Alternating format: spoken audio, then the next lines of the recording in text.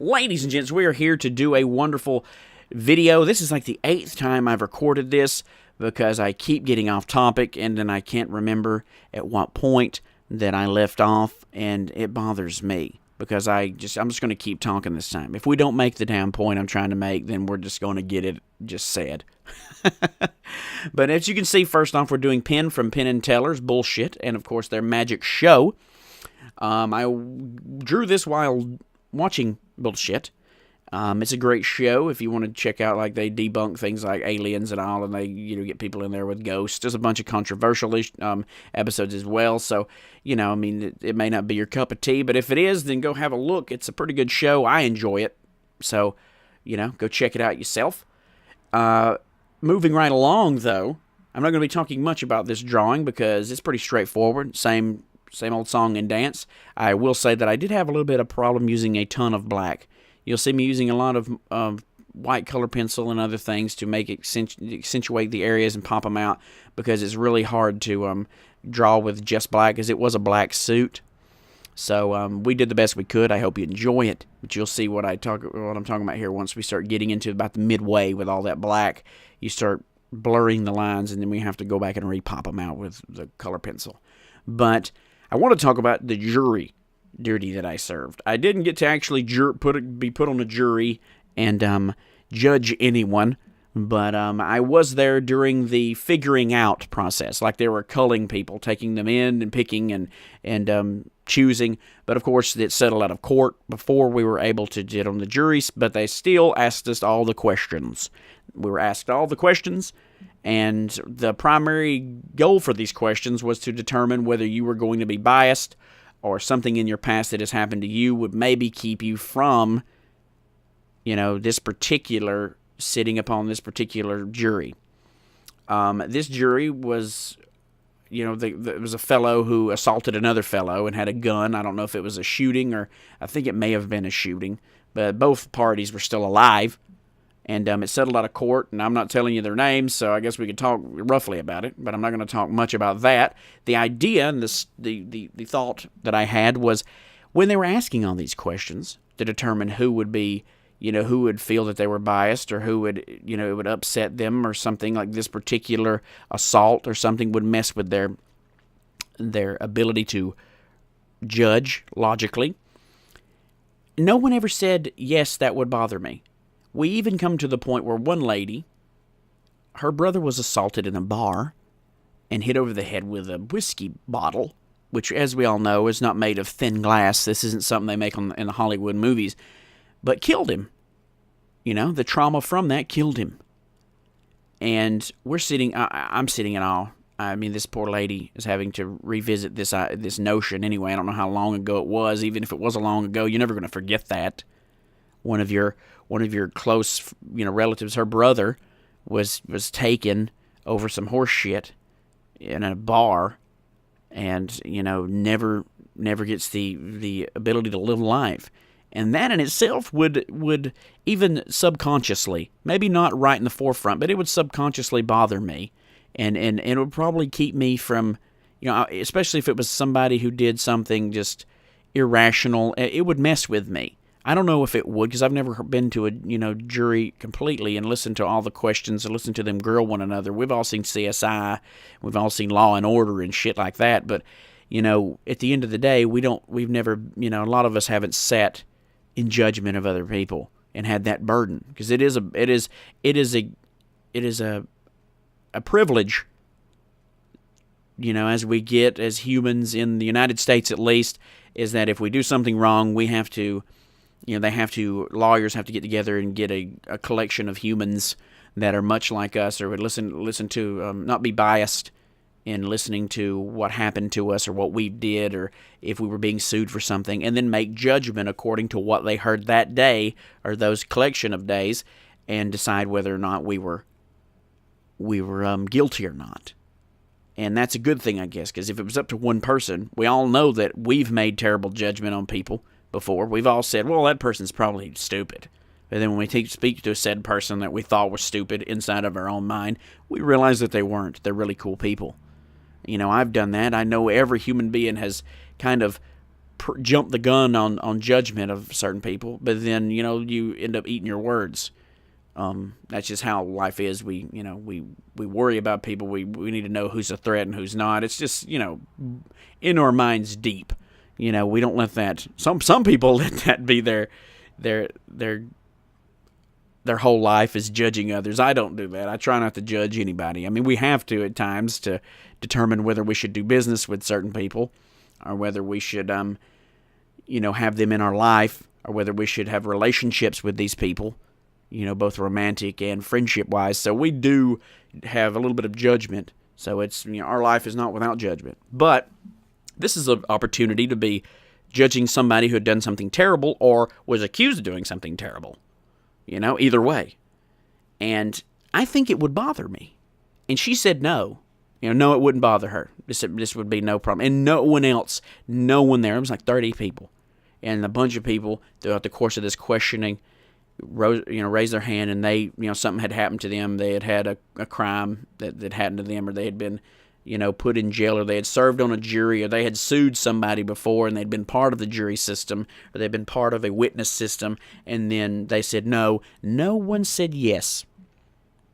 And we all know that, being a human means that we're going to make mistakes at times. That's just a facts of life. If you walk around the whole world thinking you're perfect, then that in itself is what's wrong with you. Is because you're not perfect. But you think you're perfect, so that's what's wrong with. That's one of your flaws. Welcome to the club. There's cookies and punch. That's just life. I love you still, and I hope you still love me for my flaws. So yeah, that's the way the world works, ladies and gents. But no one admitted to the fact that maybe, not even maybe this would be a problem. And I thought that weird, because I know the lawyers, that they see this every day. I don't think they probably, I would like to ask the lawyer, and if you are a lawyer watching this, I'd really like to know, have you ever been in that questionnaire phase and had someone actually say, yes, that would bother me? Yes, trying someone who, an assault case after I'd been assaulted would make me, probably, even a maybe. Because no one, it was like the lone wolf situation. No one wanted to own up to it. No one wanted to be the odd man out, because that's just how we do things in this world. We try to gather up in a collective, and, that's just idea. That's the easiest way to survive. And no one wants to be like, oh, that guy over there said he would have a problem with it. I would actually applaud that individual because he's not bullshitting anybody. He's like, yes, I would. And I want to not be here anymore.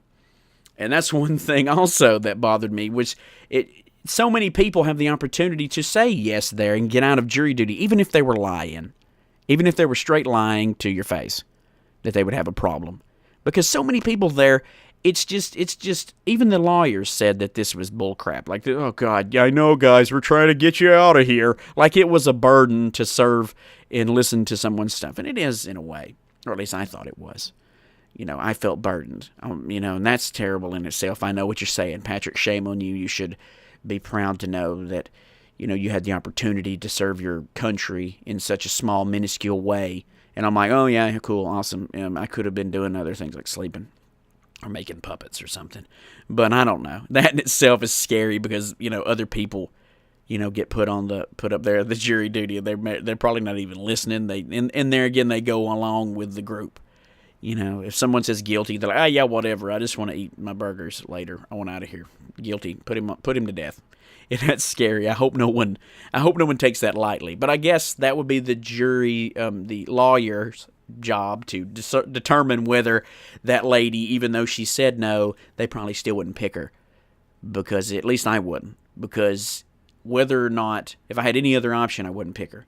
Because she may have been psychologically, like subconsciously, even on a level that they don't know, like they have an irrational fear or an irrational just, kind of, maybe not hatred, because hatred's a big word, but they would be an irrational, thought process when it comes to assault, because their brother had been brutally murdered by being assaulted with a bottle to the head. Like, she probably thought that was stupid and foolish, and no one should ever have to, come home from work and hear that their brother was at the hospital on life support or something. It's just the idea. I'm trying to paint a picture of it, for you here so you can kind of get my point that, that's terrible. No one should have to do that. Even me thinking about it now, it may make me biased, because, not to the point to where I'd be like, kill them all, like that kind of attitude, but it would lean me to one side or the other. And that in itself is what they're trying to not have on the jury. You don't want anyone who could potentially look at this from a one-sided, I don't give a crap what the facts say attitude. You want people to sit down and listen to both sides of the story and then formulate a guilty, not guilty, and punishment situation that they think is fair and just, and then that is served up. And that's what you want. That's what everyone wants. If I was to break a law, I would want that. I would want people who are level-headed. But when people have all these problems, and there was a lot of people, I don't even remember, this one lady kept getting up. Like, she kept getting up because, like, every time they asked a question, something had happened to her. Like, her family were mobsters / ninjas / cave people or something. I don't know. They were really, they had seen a lot of life. They had learned a lot of life lessons by hands-on, stuff. They had really gotten in there.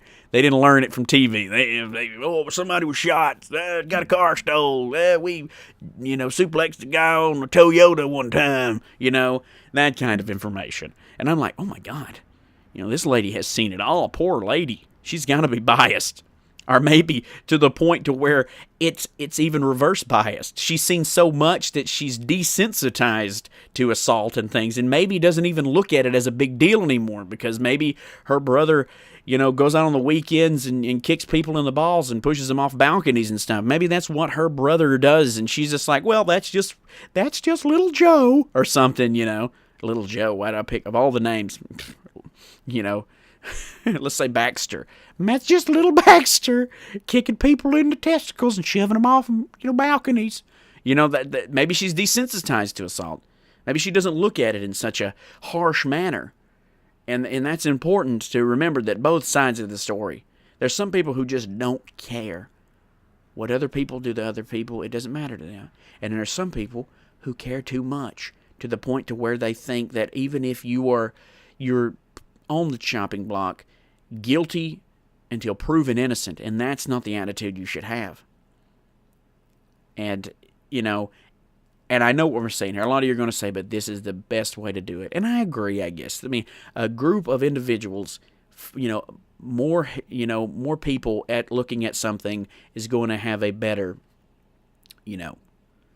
outcome, I guess. Because if it was just me, sat there on the jury to hear both sides and then come up with a conclusion, it's all about me then.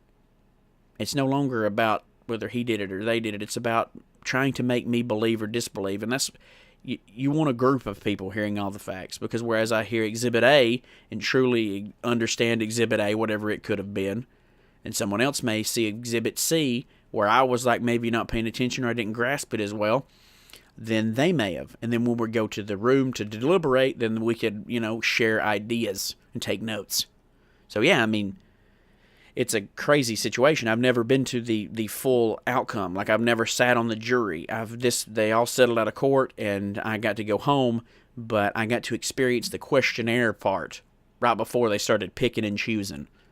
And, it was just crazy to see no one thought, no one as humans admitted to their fault. I never had the opportunity to. Because every question they asked, I answered truthfully, and none of them were. I'd never had anyone assaulted that I know of, or had been a part of any kind of crime, or anything they asked, it didn't apply to me. So I just sat there quietly listening to everyone else in the terrible things that had happened to them. But I don't know. That was crazy, and that's the long and short of that. I just thought it was weird. It makes you second guess the honesty of people. when it comes to a jury. We all know that we have people in the world that are liars and dishonest, but it's just, I don't know. It's scary when someone's on the chopping block and their life is at stake. You would hope that you would get the best possible group of individuals. And, yeah, that's just my thoughts. I thought that was crazy. Just that one little thing there that no one said yes. And it begs the question, would they do a good job? And would the lawyers, as a lawyer, would it be it's an important task to choose your jury, because you know that they're gonna lie it up big time. So yeah, that was an idea. So that's pretty cool. But yeah, anyway, we're talking more about this. Like right now, you'll see me working on this mouth real good. I wanted to talk about that. And I really messed it up. The black lines are really too thick there. At least I felt they were. They come out pretty good because I stay a lot on that mouth right there and try to fix it. Even though this is a sketch and a doodle, and I stress that if you're sketching and doodling, you don't fall in love with your piece of work. But, if you're doing it for yourself, that's awesome. But when you're doing something like this, or like with me, like I'm putting it on the internet, so it's, in my head, I don't want to disappoint, so to speak. So I'm trying to do the best work I can because I don't want to, show you, rubbish. Although, sometimes I will show you rubbish just for the fact of showing you that I do mess up. There's a lot of mess ups here. A lot of you artists that are watching this will find a lot of things wrong with what I'm doing. I like to think this is my style. This is how I do things. This is just quick. I did this within maybe 35, 40 minutes or something. It's just kind of a zen moment where it's almost like my meditation. I had a live stream playing, and in the background in the other part of the room, and pretty loud, and I'm just sitting there listening to the people giggling, and I'm just drawing. I'm just feeling it, and that's what I suggest you do. Little intricate things. I know Mary Doodle said one time that it was almost like a meditation when she was I'm not quoting her right here, but this is roundabout what she said. That when she was drawing the scales on this dragon that she was drawing, that it was almost like meditation because it was such a meticulous, tedious process to where it was necessary to make the scales, make the dragon come alive, but, it was just little tiny marks, constant, and it was not even like, it didn't take a lot of skill to do those marks, but all together, pieced together with her skillful drawing and line work, it turned into a dragon. So it let her meditate in a way, like it made her mind turn off as she was just constantly drawing scales. And you should go check her out too. She does watercolors, which got me into wanting to do more watercolors. And she does amazing work. She's just all around amazing person. She's just really nice, upbeat, cheerful individual. And I believe in surrounding yourself, even on videos, with cheerful people. So you should go do that too. I'll try to link below in the description. But I line this with the white, and I really do like this line. If I could get that line thicker, I would. I know Will Terrell says he uses whiteout, like a whiteout pen, like the blue ones with the stuff inside the pen. You kind of squeeze it, and it's like a ballpoint, and you sit it down, and it makes a big fat line. You could get one of those, and he outlines his sometimes with that, and it makes a wider line. But I really thought with this black being so prominent, even with the hair, the glasses, the suit, that I wanted to put some white in there. We're drawing to a close, though, because this white is the finishing touch I do here. I really hope you enjoyed this, and I want you to comment below about if you've ever had jury duty. You don't have to go into detail about jury duty. I know a lot of you can't because it's, by law, you're not supposed to talk about anything like that or any form of deliberation, but, the process up into it, the questionnaires, the things like that, like, did you experience that? What were your thoughts on it? Everything you can tell me, feel free to tell, but don't go putting yourself in trouble. I don't want you getting yourself in trouble. And if you are in jury duty right now, for goodness sake, don't say anything because you'll be in trouble. You'll get yourself in trouble. But, I don't know. Tell me some funny stuff, anything. Like I said, bring up some topics you want me to talk about. I really do love topics. If it wasn't for this topic to talk about, I would have just sit here rambling. Of course, I can pull that off. But John Hancock here. Hancock, Patrick James. And I'm zooming in here. Look, back it up and zooming in. And I'm going to show you the zoom. Very nice work. I liked it. Turned out great. I love these markers. And cue that music. No, do not cue the music. because I went throughout this entire video, I even rendered it, and I didn't point out the fact that he has a goatee in majority of his pictures. I can't believe I didn't think about putting the goatee there. I'm a man with a beard. Well, anyway, now cue the music, and thank you for watching. What a dummy. I had to go back and fix that.